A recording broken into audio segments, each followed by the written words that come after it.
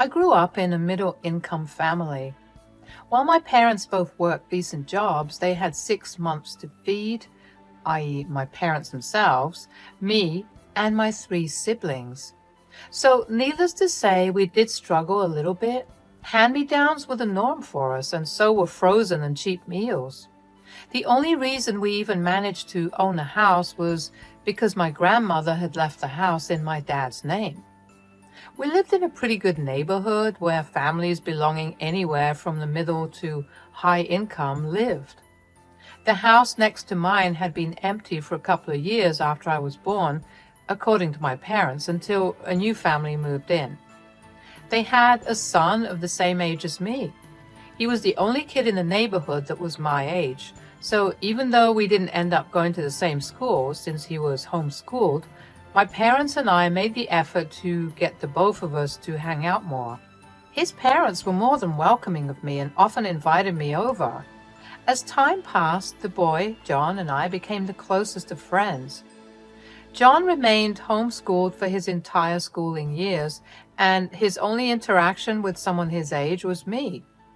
Thankfully, since I attended a public school, I had more than enough knowledge to teach him about the appropriate ways to socialize with peers his age. His dad, William, was especially grateful for me. Somewhere along the years, William had realized his mistake in forcing homeschooling on his son.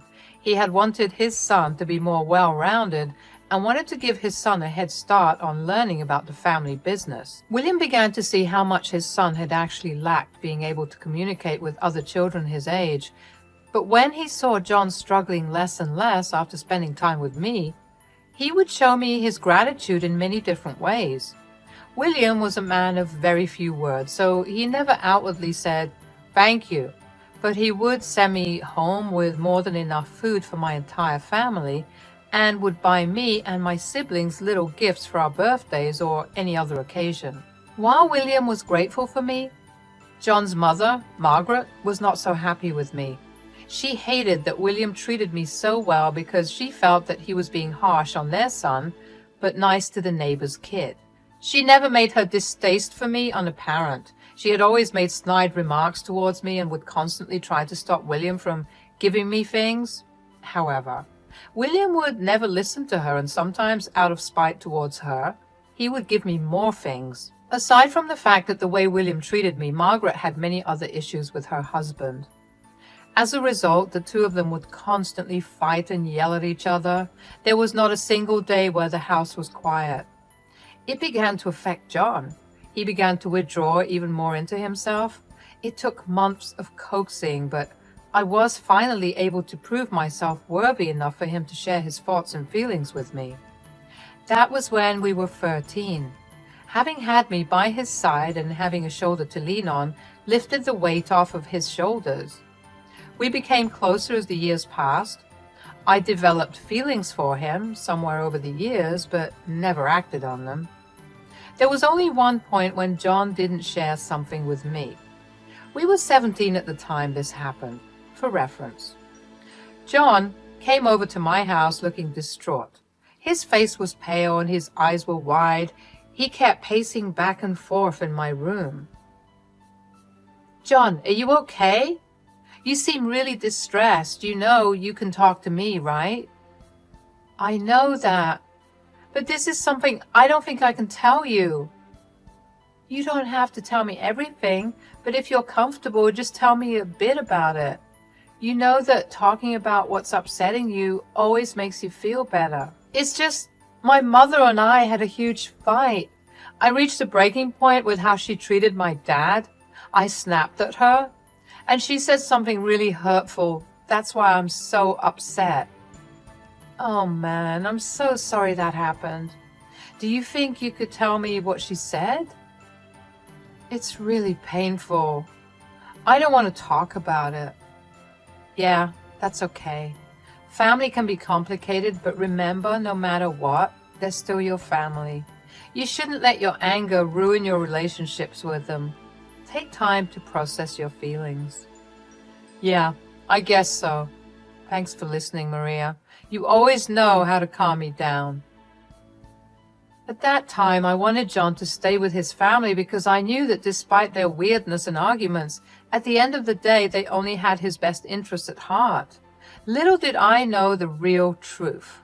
If I had known the truth, I would never have suggested John forgiving and staying with his parents. Actually, his mother, to be more specific. In the years that passed, John and I graduated high school and enrolled ourselves in the same college. John did more of the distance learning thing while I attended college. Since I had been working since I turned 16, I was able to save up enough to rent an apartment. William helped me a little bit as well, so while I attended college, I was able to move out into my own space. As a result, John and I would hang out more often without the watchful eyes of our parents.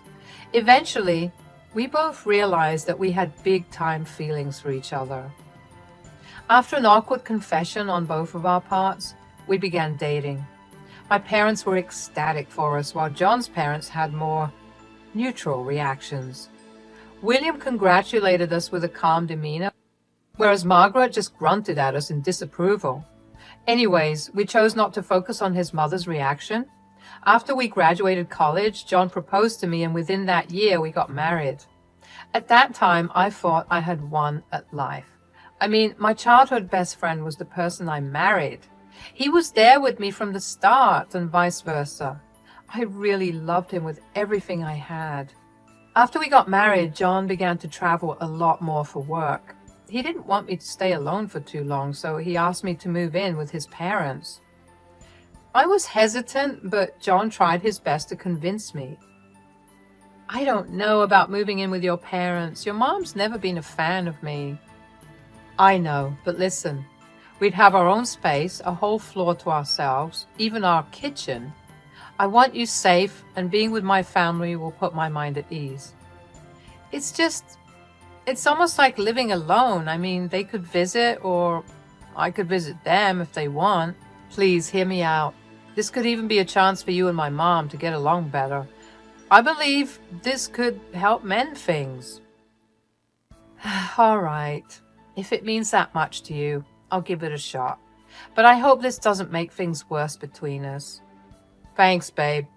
I promise I'll do my best to make sure everything goes smoothly. I knew that his reasoning made no sense, but I accepted his request, and only because I wanted him to feel better when he wasn't near me. The fact that I would have some privacy made me feel better. Plus, if anything happened, my parents lived right next door and I could crash there. In the next month, the both of us had moved back in with his parents. However, I quickly realized that John hadn't been completely honest with me. You see, I wasn't going to be alone in the house with his parents. I was going to be alone with only his mother, Margaret. Whenever John went out on a business trip, he did so at his dad's command.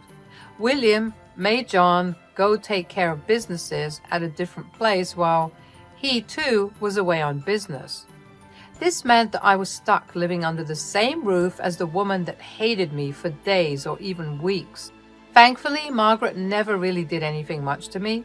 She would make a rude comment here or there, and the worst would be when she would purposely have no food made for me, after specifically asking me what I wanted to eat. I would usually be too tired from work to care, so I would either whip myself up a quick meal or I would order in. Anyway, as long as I stayed in my room, nothing significant happened. That was until one day John called me and asked me to search through his office for a file. He wanted me to scan the contents of the file and send them over to him. I had to rummage through his messy drawers for that file, but while I was looking for it, I felt something off with one of the drawers. I felt around it a little more and noticed that it felt a lot more hollow than the others. I realized that the drawer had a false bottom. Now, I know that it's wrong to snoop, but my curiosity got the best of me and I managed to open the false bottom. There was one file. I couldn't help but wonder what was so important and such a big secret that John had to hide it in his office drawer. I didn't know if Margaret would have been snooping around, so I walked over to the door and looked around. Before shutting the door and slightly locking it, I opened the file. My heart raced as I read the contents of it. In the file was a paternity test between John and William. and William was not John's father. I was shocked. I did not know how to react. I mean, how could John have kept such a large secret from me? John was the spitting image of his mother, so I never thought to question his paternity. I couldn't help but wonder if William knew. Before I could let my thoughts spiral further, I decided I needed to put the file back and send John the scans he needed. But before that, my gut told me to take a picture of the test. Once I had done that, I hurriedly put everything away and managed to find the file John wanted. I sent him the scans and quietly retreated into my room. I spent the next few hours trying not to dwell on the new information I had just learned. I wanted to talk to John about it, but I felt like that was a conversation I would rather have in person. Just as the tension in me began to ease, Margaret knocked on my door. I told her to come in, and I was immediately greeted with a scowl as she entered my room. "Yes, how can I help?" "Spare me the act. I know you found out about our secret." "What are you talking about?" "Don't play games. I saw the false bottom of John's drawer open. I know you read the document." "Fine, you got me. But tell me, does William know?" "Ha ha, William. That old geezer doesn't know a thing. If he did, we'd be on the streets. All he ever wanted was an heir. I was lucky enough to get away with the fact that John wasn't his kid only because John is a spitting image of me." "How could you deceive him like that? After all he's done for you?" "Spare me your moral judgments. I'm not the only one betraying him. John's in on it too. He's gotten used to this lifestyle and he won't let it go." That can't be right. What if I tell William everything?" "Oh, please, you think some peasant like you can ruin our little game of pretend? I'd simply make William believe you're lying to cause chaos. He'll choose us over you any day. You won't get away with this for long." "Keep dreaming. I've never liked you, Maria. I've been trying to push John away from you for years. This is the perfect reason for him to find someone of his social standing." "You won't get away with this forever. The truth will come out. That's how it always works." "Oh, please, save your fairy tales for someone who cares. Good luck with that, though. If you're smart enough, you won't interfere." With that, she walked out of the room. My heart was pounding. Every question I had for John, Margaret had answered them. I was disgusted with both of them. I knew that Margaret didn't like me and showed it, but I never thought she would stoop so low. And worst of all was John. How could he deceive the man that had raised him that way? How long had he known? Did he feel any remorse whatsoever? On top of that, would he go along with Margaret's plan to leave me? I barely got any sleep that night because my thoughts kept me awake.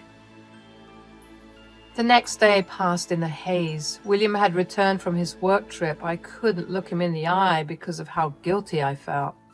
I wanted to tell him everything, but I knew that if I tried, Margaret would find a way to turn the tables on me and make me the bad guy. That night, William asked for the three of us to have dinner together. I silently ate my food except for the times that William asked me questions about work. At some point during dinner, Margaret told William that she wanted to go on a vacation with John.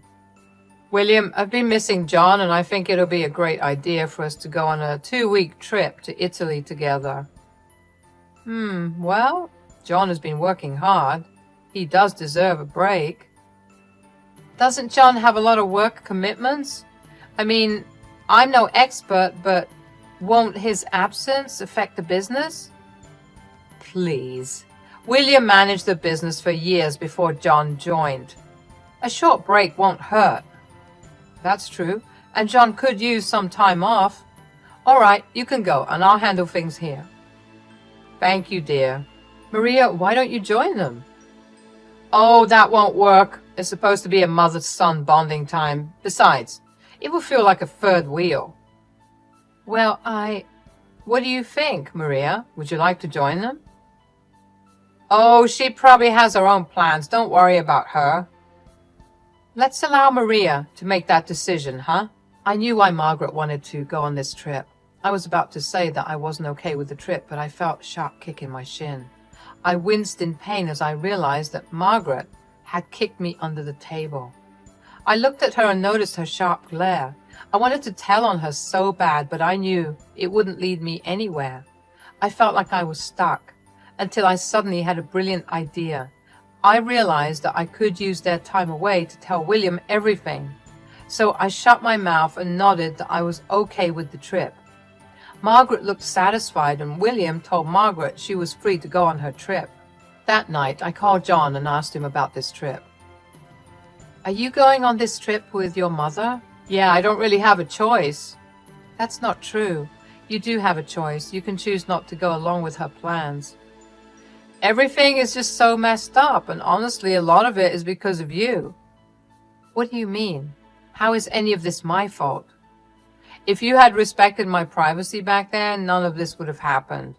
There's a lesson I didn't tell you about everything." "When did you even find out you're not William's son?" "Remember how a couple of years ago I came over to your place looking really distressed because of this huge fight I had with my mom?" "Yeah, she dropped that bomb on me during that fight." "Did you consider telling William about it?" "I did. I even threatened her to spill the secret, but she laughed it off, said if I told William, he'd throw us out. So we're stuck keeping this secret. Now that you know, I can't keep you around anymore." "Did our relationship mean anything to you at all?" "Of course it did. But when you found out about the secret, I knew I had to let you go. Your strong conscience could ruin everything I've been working for." With that, he hung up the call. I couldn't believe that this man was the man I had loved. Was this always a part of him? Or was this something he had become out of greed? I cried myself to sleep that night. I couldn't believe that all our years of friendship and love just crashed into something so disgusting. How could he let go of me so easily? I had treated him like he was the most precious thing to me, while I was just something that could be easily thrown away to him. I woke up the next morning fully ready to take revenge. John had returned home that morning and silently packed his bags for his vacation. He and Margaret were set to leave in the afternoon. I didn't spare him a glance. My heart hurt, but I knew I was doing the right thing. William had gone on another short business trip for the next 2 days, so I had to wait for him to come back for my plan to start. After John and Margaret left, I busied myself by looking through their stuff. Not surprisingly, the false bottom in John's drawer was empty. I couldn't find the file anywhere. I guess Margaret must have gotten rid of it. It was okay, though. I had a picture of it. Then I waited to collect evidence of what John and Margaret were up to. Sure enough, John posted stories on his private Instagram account where only his closest friends and family followed him. He posted stories of him going on dates with multiple other women, and even posted a story of him thanking his mother for introducing him to so many wonderful women. Even though my heart was breaking and anger was boiling under my skin, I took screenshots of every story. I then called William and told him I had an emergency and needed him home immediately. William assured me that he would be home by nighttime. True to his word, he showed up by 9 p.m. He hurried over to me and asked me if everything was okay. I told him that I was not okay and told him the real reason why Margaret and John had gone on that trip: to find John a new wife. William looked shocked and asked me if I was being serious. I showed him the screenshots. William's shock turned to anger and disgust. William stuttered as he asked me why they would do this. I told him that I had something important to tell him, but I needed him to sit down for that. He sat down and fearfully asked me what I had to say. I took out the printout of the picture of the test and showed it to him. William sat there silently for a while as he processed what he was reading. I gave him some time before telling him everything I had found out in the past few days. William's hurt turned to anger. Without a word, he called up his banks and canceled his credit cards. He knew that Margaret and John were depending on them for their travel because they always used those for trips. He also went ahead and canceled John's office card, so they had no money that way either. Once he was done with that, William felt slightly calmer. I apologized for throwing everything at him at once. I'm so sorry, William. None of this should have happened. There's no need for you to apologize. I never imagined Margaret could go to such lengths. I'm glad this revelation happened while I'm still in control of the business. What are your plans now? I'm worried John and Margaret might try to come back. I've made up my mind. I'm going to divorce Margaret and remove both of them from this house. I'm with you on the divorce. I'll also file one against John. I'll move out too, don't worry. No, Maria, you're not going anywhere. If you're willing, I'd like to pass the business down to you. I've always seen you as a daughter, and I trust you to carry on the legacy. William, I don't know what to say. I'd be honored to continue what you've built. That's settled then. We'll make this right together, Maria. The days after that were filled with sadness and anger. William filed for divorce, and so did I. Margaret and John tried contacting us, but neither of us picked up the calls or answered the texts. William had managed to pull some strings and managed to get both of us restraining orders against Margaret and John. When the calls got too annoying, I finally picked up. What the hell did you tell my dad, Maria? I haven't said anything to him. Then why are his cards cancelled and our numbers blocked? What have you done? I didn't tell him anything. I just showed him the proof. That's impossible. I burned it all. Not everything. I had enough evidence. I took a photo of the document you thought you destroyed. You're heartless for doing this to us. Huh. You're the heartless one. You and Margaret chose to keep this secret from William. You have to face the consequences of your actions. You're tearing our family apart. No, you're doing it. It's the truth that's finally coming out. It's time to take responsibility. I hung up the call and blocked John and Margaret. In the weeks that followed, William and I sent our divorce papers to our respective partners. William had all of John's and Margaret's things packed and put away in a storage facility. He gave them 1 month to show up and take their things, or they would have to pay to keep their things in the facility. I quit my job and began focusing on working with William. It was hard for both of us to forget everything that had happened, but we knew that at the end of the day, we still had each other. I began to enjoy work, and the benefits I got from working with William were only a bonus. So that is my story. Thank you for listening till the end. I hope that no matter what life throws your way, you'll always remember to do what's right, because you never know how life will reward you.